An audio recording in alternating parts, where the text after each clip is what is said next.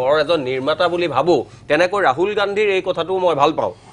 কিন্তু এতিয়া আপুনি কওক এটা কি প্ৰশ্ন হ'ব লাগিছিল গৌৰৱেও কৈছে আৰু আমাৰ ব্ৰেকৰ মাজত যেটো কথা চলিছিল যে ঠিক আছে আসাম ওয়েলকামস অমিত শাহ বুলি দিছে যোৱাকালি আমাৰ জীৱন নৰহ প্ৰখ্যাত কবি নগাঁৱৰ অধ্যাপক তেওঁ কেইটামান অমিত শাহৰ প্ৰতি প্ৰশ্নবান নিক্ষেপ কৰিছিল সমগ্ৰ সামাজিক মাধ্যমত চলিছে যে দাড়ি কমাৰ কথা কৈছিল 6 নং দফা বলবৎ কৰাৰ ক্ষেত্ৰত কা আন্দোলনৰ সময়ত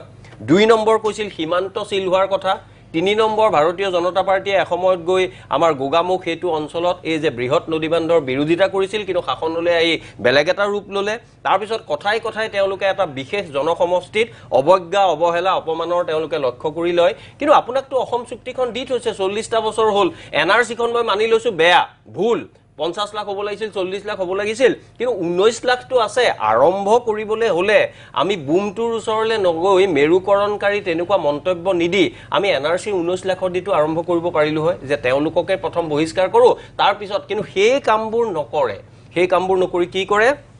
হৰাইঘাটৰ শেষ ৰণ উচ্ছেদ অচিনাকি মানুহ তাৰ পিছত আপোনাৰ এই ধৰণৰ কথা আনি মেৰুকৰণ কৰে না নিৰ্বাচন জিকিবলৈ কৰে কিন্তু মোৰ আপত্তি হল যে নিৰ্বাচন জিকিবলৈ বিজেপিয়ে কষ্ট কৰক বিজেপিয়ে কামৰ কথা কক মোৰ আপত্তি নাই কিন্তু মোৰ কথা হল সমাজখনক বিনষ্ট কৰি সমাজখনক মানুহৰ মাজত বিভাজন কৰি বিৰাল মই এটা শেষত কথা কওঁ ভাৰতীয় জনতা পাৰ্টি কংগ্ৰেছ সকলোৱে ভূপেন হাজৰিকাক অধিকাংশ মানুহে ভাল পায় আৰু ভূপেন হাজৰিকাৰ মানুহে মানুহৰ বাবে গীতটো হয়তো 8 তাৰিখে শতবৰ্ষৰ সময়ত গাব আপুনি এহাতেদি মানুহে মানুহৰ বাবে গাব আনহাতেদি মানুহৰ মাজত যদি মেৰুকৰণ কৰে বিভাজন কৰে তেতিয়া হলে হেতু এটা দুমুখীয়া কথা হল তেনে কথাৰ পৰা বিৰত থাকিবলৈ সংবিধানে যেটো মোক অধিকাৰ দিছে তাক অপব্যৱহাৰ নকৰাকে মই কংগ্ৰেছকো আগতে কৈ আছিলো বিজেপিকো কৈ আছিলো কোনোবাই বুজে কিন্তু তেওঁলোকে ভাবে এইবোৰ কথা কৰি আমি নিৰ্বাচন জিকাটো টান গটিকে আমি লোকৰঞ্জনকাৰী নীতিৰ জৰিয়তে আৰু মানুহৰ মাজত বিভাজন আনি উমৈ হতিয়া শত্ৰু বাচিম অসমৰ বাবে এটা বিশেষ জনসমষ্টিক তেওঁলোকে কয় যে তেওঁলোকৰ বাবে আমাৰ উন্নয়ন হোৱা নাই আৰু তেওঁলোকে ভাল পায় যে হেতু সমষ্টি থাকক তেওঁলোকৰ ভয় দেখুৱাই আমি ভোটখিনি লম আৰু আহি দিছপুৰত বহিম এই কথাটো পৰিৱৰ্তন হ'ব লাগে বুলি মই ভাবো বিনাল মই দুটা কথা একদম স্পষ্ট দুটা কথা কম মই ভাবা নাছিলো যে ময়ূৰ বৰা ডাঙৰীয়াও এনে বক্তব্য দিব যে ইচিআই বিজেপিৰ হৈ কাম কৰে এনেকুৱা বক্তব্য দিব বুলি হেতু কোৱা নাই কিন্তু তেওঁৰ নিৰ্বাচনী আয়োগৰ কথাত বহুত সন্দেহৰ কথা আহিছে মোক ক'ব কক আপুনি কক এতিয়া ক'বলৈ দিয়ক শুনি লওক যেতিয়া ইলেকশ্যন প্ৰচেছ আপোনালোকেও দেখিছে জনসাধাৰণে জানে সকলোৱে জানে ইলেকশ্যন এজেণ্ট থাকে কাউণ্টিং এজেণ্ট থাকে যেতিয়া যিদিনাখন ইলেকশ্যন হয় বেলট বক্সটো যেতিয়া বন্ধ কৰে সব পাৰ্টিৰে চহী কৰে ঠিক সেনেকৈ খোলাৰ দিনাখন কাউণ্টিঙতো সেই চহী হয়নে নহয় চাই তাৰপিছত খোলে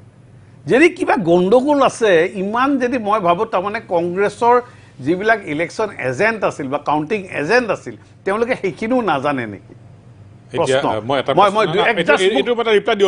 ৰিপ্লাই দিব আপুনি পিছত দিয়ক মোক কথা দুটা কৈ ল'ব দিয়ক গতিকে এই ইলেকশ্যনৰ কমিশ্যন অফ ইণ্ডিয়াৰ কথাটো যেনেকৈ আনিছে তে সেনেকুৱা হ'লে মই আকৌ ইয়াৰ আগতে কৈছোঁ যে আমি কৰ্ণাটক বা আমি মধ্যপ্ৰদেশ আমি কি কয় হিমাচল প্ৰদেশ আমি কেতিয়াও নাহাৰিলোঁ হয় কাৰণ এই দুখন আমাৰ কাৰণে গুৰুত্বপূৰ্ণ এইকাৰণে আছিল হিমাচল প্ৰদেশত আমাৰ বৰ্তমানৰ সভাপতিৰ ৰাজ্য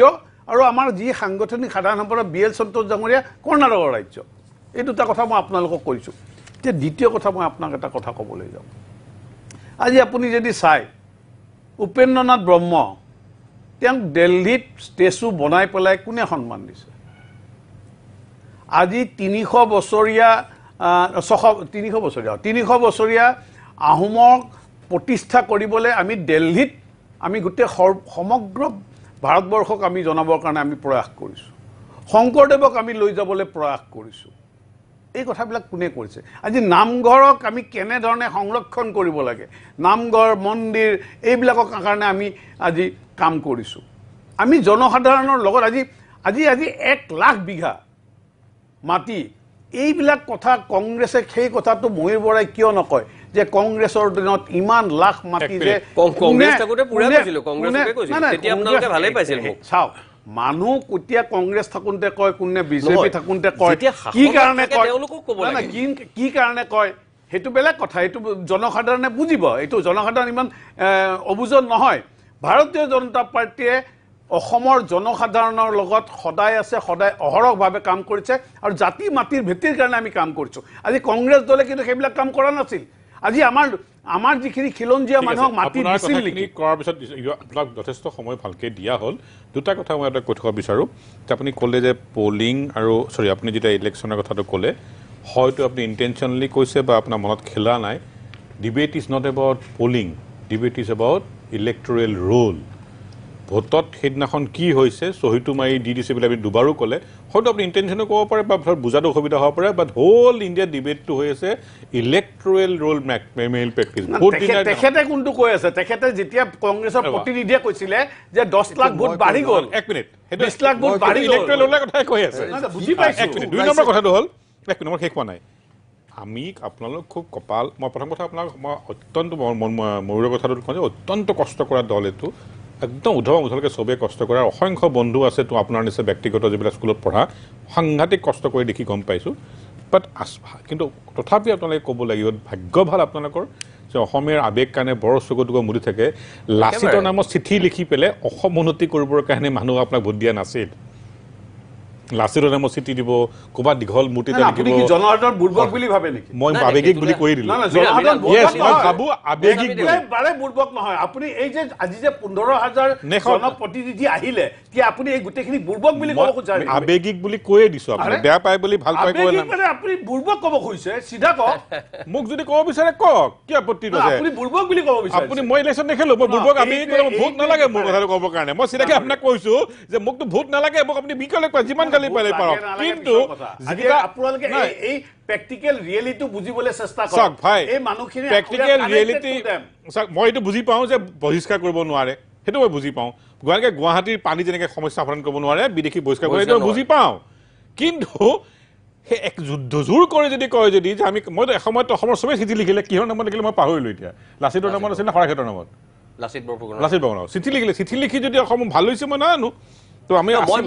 মোৰ এটা মাত্ৰ প্ৰশ্ন আছে যে 2016 নিৰ্বাচনৰ আগত বিজেপি দলে ভিজন ডকুমেণ্টত ক'লে অসম চুক্তি আমাৰ আত্মা বুলি কোৱাৰ লগে লগে 5 নম্বৰ দফাও আহিল যিটো হৃদপিণ্ড যে বিদেশী বহিষ্কৰণৰ কথা আৰু দলটো শাসনলৈ অহাৰ কেইমাহমান পিছতেই 2014 চনৰ 31 ডিচেম্বৰলৈ ধৰ্মভিত্তিত ভাগ কৰি হিন্দুসকলক অনাৰ ব্যৱস্থা কৰিলে মানে অমুছলমান মানে বেলেগ সকলকো তেওঁলোকে অনাৰ ব্যৱস্থা কৰিলে গতিকে আত্মা ক'ত থাকিল এইটো এটা যদি মৃণালেৰিয়ে দিব মোৰ এইটো প্ৰশ্ন মই উত্তৰটো তাৰ দিছোঁ বিজেপিৰ এটা স্পষ্ট ভাষাত যে হিন্দু কাৰণে বিশ্বত ভাৰতবৰ্ষৰ আৰু নেপালৰ বাহিৰে কোনো ৰাষ্ট্ৰ নাই আপুনি 1 মিনিট শুনি লওক মোৰ গোটেই আপুনি কথাখিনিতো শুনক ধৈৰ্য আপুনি প্ৰশ্ন কৰিলে মোৰ আধা উত্তৰ অস্বস্থ মাহত ইতি গজ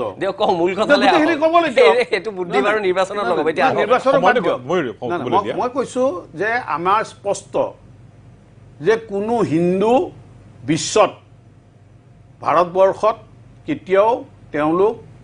বিদেশী হ'ব নোৱাৰে একদম এইটো স্পষ্ট আমাৰ নীতি আজি নহয় জন্ম লগ্নৰ পৰা ভাৰতীয় জনতা পাৰ্টিৰ নীতি এইটো স্পষ্টতা আছে হয় অসম চুক্তি অসম আন্দোলনত যদি কোনোবাই কৈছিলে সেয়া আছিলে বাজপেয়ী ডাঙৰীয়াই যোনে পাৰ্লামেণ্টত অসম আন্দোলনৰ হৈ কথা বক্তব্য ৰাখিছিল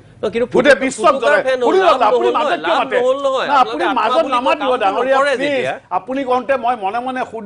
শুনি আছিলো আপোনাক সন্মান কৰোঁ আপুনি নিউট্ৰেল পেনেলিষ্ট বুলি কয় গতিকে মই সেইকাৰণে সন্মান কৰে আপুনি মই আশা কৰিম যে আপুনি মোক সন্মান কৰি পেলাই মোৰ কথাখিনি শুনক কাৰণ মই এটা দলক ৰিপ্ৰেজেণ্ট কৰি কথাখিনি কৈ আছোঁ এতিয়া চাব জুয়ে পুৰা 83 সেই নিৰ্বাচন কিন্তু ভাৰতীয় জনতা পাৰ্টীয়ে অসমত খেলা নাছিল আমি সন্মান জনাইছিলোঁ